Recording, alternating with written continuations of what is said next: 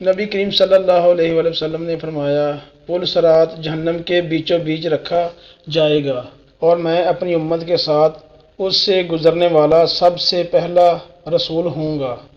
اس روز سوا انبیاء کے کوئی بھی بات نہ کر سکے گا، اور انبیاء بھی صرف یہ کہیں گے، اے اللہ مجھے محفوظ رکھیو، اے اللہ مجھے محفوظ رکھیو۔ اور جہنم میں سادان کے کانٹوں کی طرح آنکس ہوں گے۔ سادان کے کانٹے تو تم نے دیکھے ہوں گے۔ صحابہ رضی اللہ تعالی عنہ نے عرض کیا، کہاں ہاں؟ آپ نے فرمایا، تو وہ سادان کے کانٹوں کی طرح ہوں گے، البتہ ان کے طول و عرض کو سوا اللہ تعالیٰ کے اور کوئی نہیں جانتا۔ آنکس لوگوں کو ان کے اعمال کے مطابق کھینچ لیں گے۔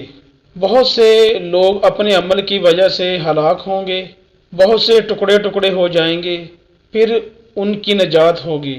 جہنمیوں میں سے اللہ تعالیٰ جس پر رحم فرمانا چاہے گا تو ملائکہ کو حکم دے گا کہ جو خالص اللہ تعالیٰ ہی کی عبادت کرتے تھے انہیں باہر نکال لو، چنانچہ ان کو وہ باہر نکالیں گے۔